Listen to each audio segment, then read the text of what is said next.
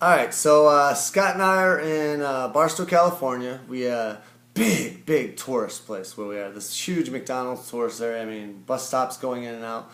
And that Barstow was nice. We accomplished a few things off our list. There we actually went to the homeless shelter, helped them out, and there.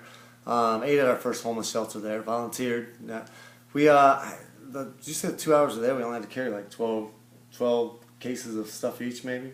Yeah. Load, like, trucks will pull up and load peaches in one, and then too many peaches, so you gotta go back forth. Green peppers, onions, oranges, different stuff that was dropped off. But so we got to see, that homeless. Just because somebody's homeless doesn't mean they're homeless. I mean, there was one lady there who I think she was pregnant too, wasn't she? Yeah. And she had kids, and her husband had just left her, and she woke up, husband gone, lost his job, all that, and he just left. So she ended up there. Another gentleman who I think he send his wife and kids to live with an aunt or something while he's trying to get back on his feet and everything. So I mean, it was a great experience. But in Barstow, California, at the little bus stop area and stuff with Greyhounds coming in and out, Scott and I jumped on in a orange bus line. Is that what it was? And yeah. Rode up to Las Vegas.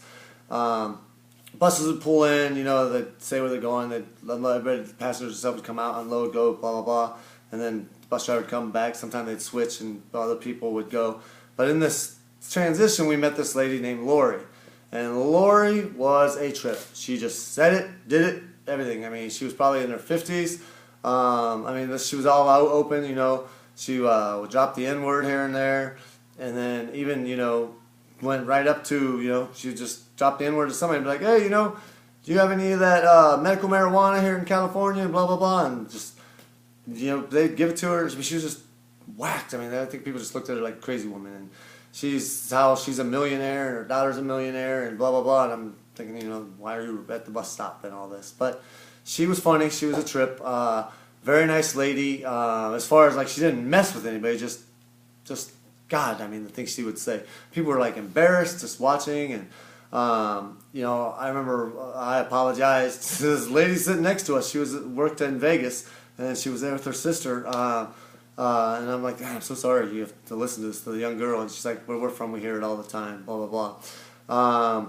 But we hopped on the Orange Line, rode up there. There was the EDC concert. This is when we kept seeing EDC written on cars. Didn't know what that was. I thought it was some kind of college or something. But the Electric Daisy concert was going on in Vegas. So we're riding with so many people that were like there. People were rolling joints on the bus, going in the bathroom and smoking them. It was crazy. I was sitting next to this one lady, and she actually is the one who told us about how to have fun in Vegas. But she's like, man, I'm sitting here just feeling like I'm getting the munchies just with all these people. I mean, it was crazy. So we get to Vegas, and the lady I was sitting next to, her birthday was the next day, which was the 21st, I believe. So we get to Vegas, and we walked around for a while. This lady said, hey, when you're in Vegas, go to all the casinos and get a player's card, and they'll all comp you something. So we ended up doing that on day 2 of Vegas. But day 1, when we were at the bus or on the bus, somebody told me that a Motel 6, if you were served in any of the armed forces at all and got an honorable discharge or were still active duty, they let you stay your free night in Vegas, or your first night in Vegas for free. So we were like, yay, we're going to do this. Well, let me tell you, everybody was booked out. Everybody was booked out. They said 100 and some thousand kids are in town for this concert for 3 days. So all the hotels were double booked and all this crazy stuff. We found this veterans hotel type area. They couldn't help us, but they said, go down to the Catholic Charities. I really didn't want to sleep outside that first night in Vegas because I was not sure, about Vegas. I didn't know. I mean, we saw homeless people everywhere. So we went down to Catholic Charities. It was about 11:30 at night. The security guard told me, hey, my son and I just got in town. We don't have anywhere to place to stay tonight, anyway we could crash here. So it was our first night, our only night really sleeping in a homeless shelter, but we slept in a homeless shelter. And were you surprised? I mean, did you envision in your mind what a homeless shelter sleeping in would be like? Were you surprised about? I mean, it was safe. Do you think? It looked like a barracks. Yeah, it looked like barracks in the military. You had to walk through a metal detector and then do a breathalyzer, blow into this thing that looked like an instrument at first, but it lights up. They pat down people. We didn't get patted down. They That we watched them pat people down. You know, they had to lift their pants up, make sure they weren't hiding any kind of drugs or anything. They do random drug tests. I mean, it was a very safe, very nice homeless shelter. I was very scared because they wanted our backpacks. We had to leave our backpacks, and they just tagged them with a number, and they wrote the number on our hand. I think like 281, 284, something like that. And it's like, oh my gosh, everything is in there. My iPad's in there. Everything's in there. And we did it. We just, you know, you have to have faith. So we gave it to them, and there were no issues. We went. They walked us around. They gave us, you know, me a bottom bunk, Scott a bottom bunk right next to us. Plastic pillows, plastic pillowcases or mattresses. They gave you a sheet and a blanket. Is that what it was? Yeah. So we slept there, and then in the morning, they had bathrooms and showers that were open, but we just washed our faces, hands, all that, and then got our bags and toured Vegas for the day. And we went to so many casinos. We ended up getting comped about $180 in comps. We got a couple free passes to go to the auto show, which we did. Only won $25.63. I mean, only, but hey, it was $25.63 that was given to us for free just for going in the casino and playing slot machines.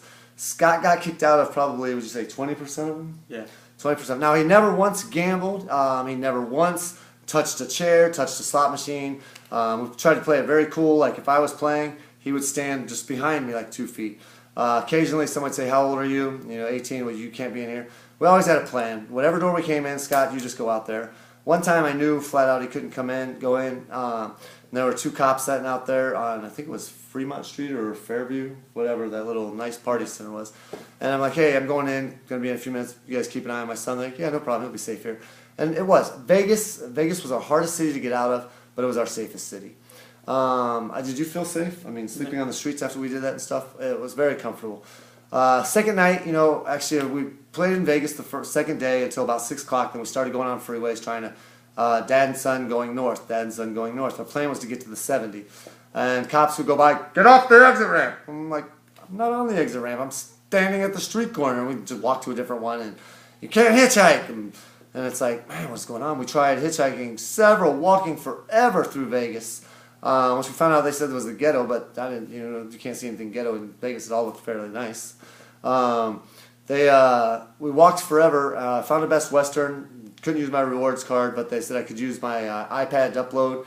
It was about 11:30 at night, and we put an ad on Craigslist. 2 sane guys, military, looking for a place to stay for the night. Blah blah blah. And this gentleman, Navy Corpsman John, goes by Lloyd in the guitar scene.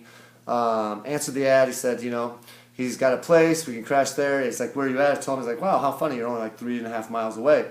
So we walked and walked and walked, and then I saw this gentleman who was eating tacos at a Jack in the Box that was open all night. And a Hispanic guy went up to him, and I was like, hey, can you take me and my son to wherever the 2 cross streets were? Pecos and something else. Pecos and something with the G, Garrett or something like that? Galliant? I can't remember. But you're right on Pecos. And he's like, I was like, Scott, man, come on. So we walked probably about, I'd just say like a minute or 2, and the truck pulls up, and the guy goes, hey man, he goes, I was trying to tell you, can't talk, eating tacos, give me a minute.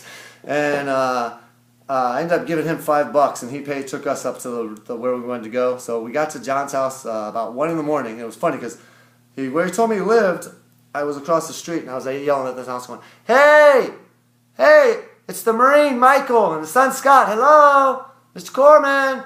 And the house behind the street goes, hey, dude, it's over here.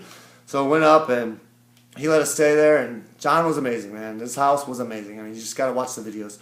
I can never tell my wife ever that, you know, our house is messy or we need to clean the house. That's just all I can say. But John and his little group of married men that live there and women are amazing. They have electricity because they have the solar-powered battery outside that they use, and they run an extension cord into another extension cord into like a 6-plug outlet that they run their computer, their amps on, anything else, cell phones they need to charge, and that's the only supply of the house. Everywhere else you use candle lights. He builds shacks outside on his little property that people live in. This one gentleman, Mel, I mean, this guy was amazing, the things he could do with electronics. Wouldn't you say? Yeah. I mean, we never saw him without an electronic in his device or in his hands.